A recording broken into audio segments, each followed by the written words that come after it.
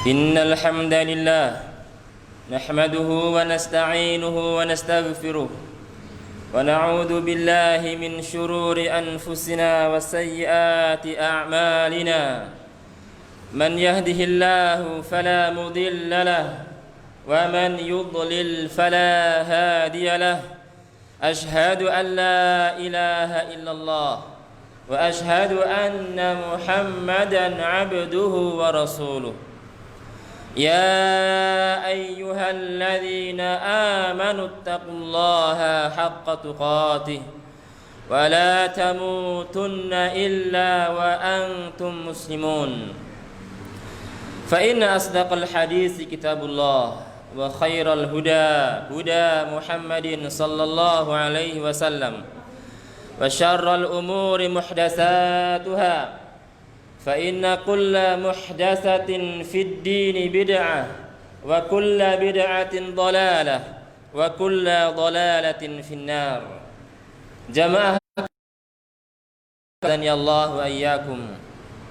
Alhamdulillah, kita bersyukur pada Allah Azza wa Jalla yang telah melimpahkan rahmat kasih sayangnya, mencurahkan nikmat-nikmatnya kepada kita semuanya. Dan di antara nikmat tersebut adalah nikmatul hidayah, nikmatul taufiq, nikmatul Islam, nikmatul huda, nikmatul taqwa.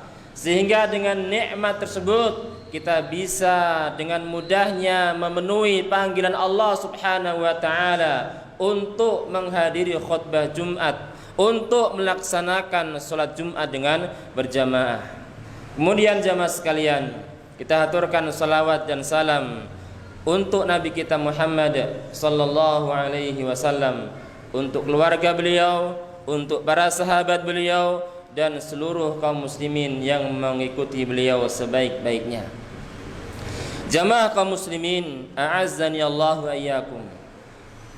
Bahwasanya syahadat, persaksian bahwasanya Muhammad adalah utusan Allah, adalah Nabi Allah, itu memiliki konsekuensi. Dia tidak hanya sekedar ucapan di lisan, tidak hanya sekedar persaksian yang tanpa makna, akan tetapi seorang hamba, dia apabila dia bersaksi asyhadu anna Muhammadan Rasulullah, aku bersaksi bahwasanya Muhammad adalah utusan Allah, maka dia harus tahu, harus mempelajari konsekuensinya. Apa tuntutan yang dituntut dari persyahadatan tersebut? Para ulama memberikan penjelasan bahwasanya persaksian Muhammad adalah utusan Allah memiliki 4 tuntutan. Yang pertama adalah tasdiquhu fima akhbar, membenarkan apa yang disampaikan oleh Rasulullah sallallahu alaihi wasallam. Yang kedua, ta'atuhu fima amar, mentaati beliau apa yang diperintahkan oleh beliau sallallahu alaihi wasallam. Yang ketiga adalah ijtinabu ma naha anhu wa zajar, menjauhi apa yang dilarang Rasulullah sallallahu alaihi wasallam. Dan yang terakhir, yaitu yang keempat, adalah wala yu'badallahu illa bima syara', tidaklah beribadah melainkan dengan syariat yang dituntunkan oleh baginda Muhammad Rasulullah sallallahu alaihi wasallam. Ini 4 tuntutan dari persaksian bahwasanya Muhammad adalah utusan Allah.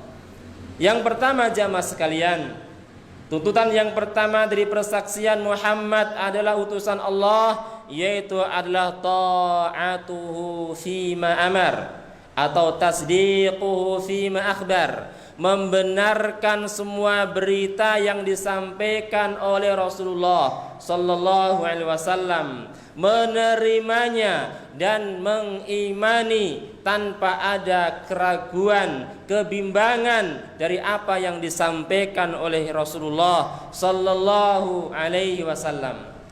Walaupun apa yang disampaikan beliau itu tidak bisa dicerna, tidak bisa dijangkau oleh akal.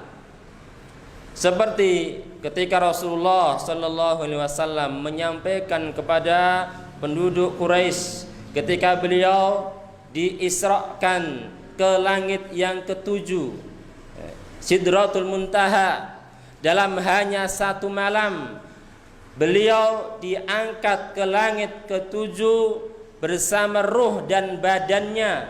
Tidak hanya ruhnya, tapi badan beliau juga sampai ke langit yang ketujuh.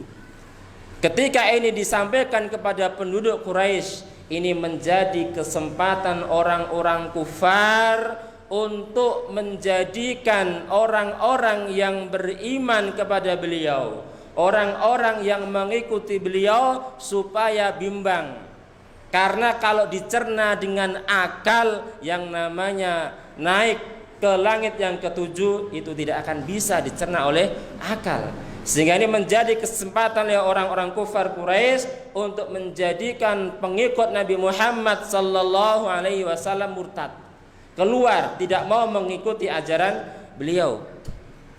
Ini harus kita imani, sebagaimana yang disampaikan oleh sahabat Abu Bakar ketika mereka orang-orang Quraisy mendatangi sahabat Abu Bakar radhiyallahu anhu, apakah kamu masih mau iman, masih mau mengikuti Muhammad?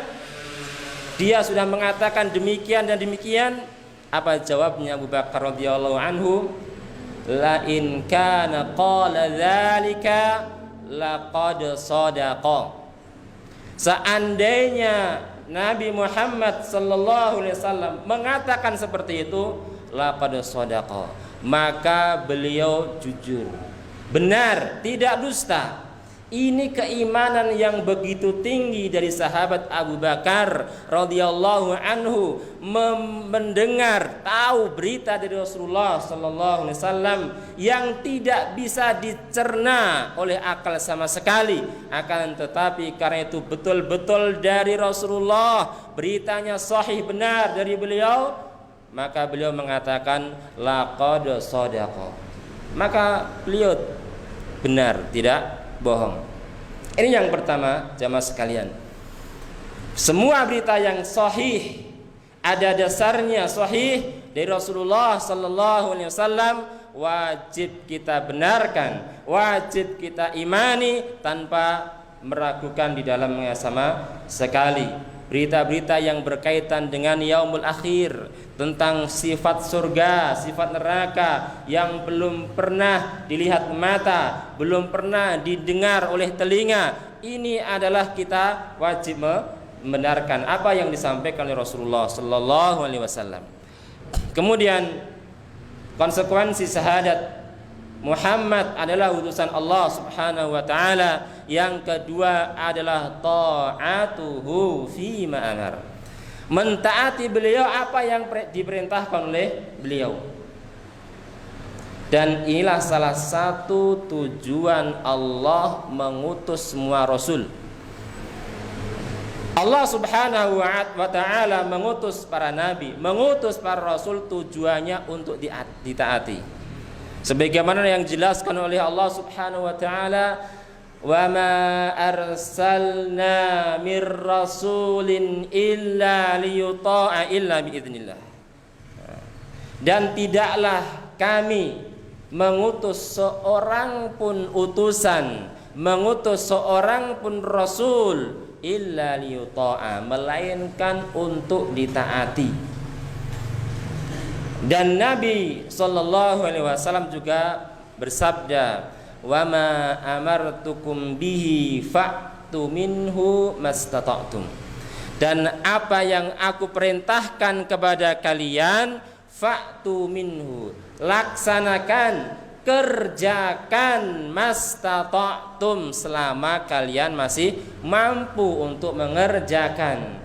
Ini jamaah sekalian, dalam hadis tersebut memberikan penjelasan bahwasanya perintah Nabi Muhammad sallallahu alaihi wasallam diikat dengan kemampuan kita. Kalau kita sudah melaksanakan semaksimal mungkin, sudah berusaha tapi juga tidak mampu, maka Allah Subhanahu wa taala memberikan keringanan. Laksanakan semampu kita. Karena yang namanya perintah amal itu membutuhkan tenaga. Membutuhkan perintah Allah Subhanahu wa taala. Inilah menunjukkan bahwasanya agama Islam itu mudah. Diperintahkan suatu perintah itu diikat dengan kemampuan. Ad-dinu yusrun walan yushadad dina ahadun illa ghalabah. Bahwasanya agama itu mudah dan tidak ada seorang pun yang berlebihan dalam agama, beramal melampaui batas, melainkan dia akan capek sendiri, akan kalah sehingga dia meninggalkan amal. Beramal sesuai dengan perintah Rasulullah sallallahu alaihi wasallam, jangan sampai berlebih-lebihan.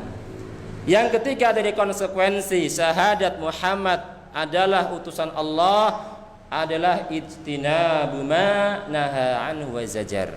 Meninggalkan apa yang dilarang Rasulullah sallallahu alaihi wasallam. Beliau bersabda, "Ma nahaitukum anhu fajtanibuhu." Apa yang aku larang, jauhilah. Tidak dikasih tambahan mastata'tum, selama kalian mampu. Kenapa demikian jamaah? Kalau Rasulullah sallallahu alaihi wasallam memerintahkan suatu amal diikat dengan kemampuan kita. Akan tetapi ketika beliau melarang suatu perbuatan, harus wajib, mau tidak mau harus ditinggalkan. Karena yang namanya meninggalkan larangan tidak butuh tenaga. Dan larangan Allah itu sedikit dibandingkan perintah Allah Subhanahu wa taala. Mau meninggalkan zina, tinggal duduk di rumah, tidak butuh tenaga. Dan terus demikian. Mau meninggalkan perbuatan haram, mencuri, tinggal duduk di rumah, tidak butuh tenaga. Oleh karenanya ketika Nabi Muhammad sallallahu alaihi wasallam memerintahkan untuk meninggalkan larangan, tidak diikat dengan kemampuan. Karena semua hakikatnya kita bisa meninggalkan semua larangan, dan itu pun kalau kita menerjang larangan karena kalah oleh hawa nafsu yang senantiasa ammaratun bisu, bahwasanya hawa nafsu senantiasa dan terus menerus mengajak untuk berbuat kejelekan.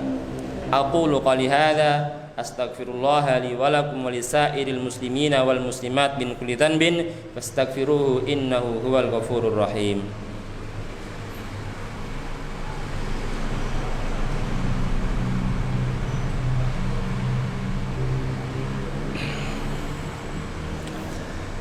Alhamdulillahilladzi arsala rasulahu bil huda wa dinil haqq liyudhhirahu 'alad dini kullihi wa kafaa billahi syahida. Jamaah kaum muslimin, a'azani Allah wa iyyakum, konsekuensi dari syahadat bahwasanya Muhammad utusan Allah azza wa jalla, konsekuensi yang keempat adalah wala yu'badullahu illa bima syara'. Tidaklah Allah itu diibadai melainkan dengan apa yang disyariatkan, yang dipraktekkan, ada dasar dalil dari Nabi Muhammad sallallahu alaihi wasallam. Apa itu dalil? Apa itu hadis? Ma usnida ilan nabiyyi sallallahu alaihi wasallam min taqririn wa aqwalin wa af'alin au sifatin khuluqiyatin au khalqiyah. Apa itu dalil jamaah sekalian? Apa yang disandarkan kepada baginda Muhammad sallallahu alaihi wasallam berupa takrir. Beliau mengikrarkan, mengesahkan, walaupun beliau tidak memberikan contoh, walaupun beliau tidak memberikan praktek, tapi ada sahabat yang mengamalkan suatu amal soleh dan disahkan oleh baginda Muhammad sallallahu alaihi wasallam. Ini yang namanya dalil. Au aqwalin, atau yang namanya dalil adalah langsung Nabi Muhammad sallallahu alaihi wasallam mengucapkan, memerintahkan, melarang. Au af'alin, beliau tidak melaksanakan, beliau tidak mengucapkan, beliau tidak mengesahkan, mengikrarkan, tapi beliau mengamalkan. Ini namanya dalil. Au sifatin khuluqiyatin au khalqiyah. Dan yang namanya dalil pula jamaah sekalian, yaitu adalah sifat yang mensifatkan bentuk Rasulullah sallallahu alaihi wasallam, entah itu akhlak beliau atau bentuk fisik beliau. Ini adalah namanya dalil jamaah sekalian. Sehingga yang namanya beribadah kepada Allah Subhanahu wa taala itu harus mengikuti dalil. Jangan mengikuti hawa nafsu, jangan mengikuti perasaan yang penting baik, tidak. Kalau orang itu memiliki prinsip yang penting baik, maka ini akan membuka pintu fitnah, akan membuka orang itu mau beramal semaunya sendiri tanpa mengikuti dalil. Oleh karenanya jamaah sekalian, mengapa syahadat bahwasanya Muhammad itu utusan Allah dijadikan satu rukun dalam persaksian? Rukun yang pertama dalam rukun Islam adalah ada dua persaksian. Persaksian bahwasanya tidak ada ilah yang berhak diibadahi kecuali Allah Azza wa Jalla. Dan ini yang namanya ikhlas. Rukun ibadah yang pertama, ikhlas. Kemudian persaksian Muhammad bahwasanya utusan Allah ini dijadikan satu rukun. Tidak dipisah menjadi dua rukun, tapi dijadikan satu rukun, menunjukkan bahwasanya yang namanya ibadah harus ikhlas dan mengikuti dalil dari Rasulullah sallallahu alaihi wasallam. Mutabaah. Jika tidak ikhlas berarti dia terjerumus ke dalam perbuatan syirik. Karena beramal karena dunia, karena dipuji, karena riya, karena tahta kedudukan. Ikhlas tapi tidak mengikuti dalil, maka dikatakan man ahdasa fi amrina hadza ma laysa minhu fahuwa raddun. Barang siapa yang membuat perkara baru dalam perkara agama kami, dalam agama ini, ma laysa minhu, akan tetapi itu bukan bagian dari agama, bukan dari syariat Nabi Muhammad sallallahu alaihi wasallam, fahuwa raddun, maka itu akan tertolak. Ini jamaah sekalian, kita sebagai seorang muslim harus mempelajari ini dan harus mengetahui bahwasanya persaksian Muhammad adalah utusan Allah, Muhammad adalah Rasul Allah, itu tidak hanya sekedar persaksian, akan tetapi mengandung konsekuensi yang harus dikerjakan orang yang mengatakannya. Ada 4. Yang pertama adalah membenarkan apa yang diberitakan oleh beliau sallallahu alaihi wasallam.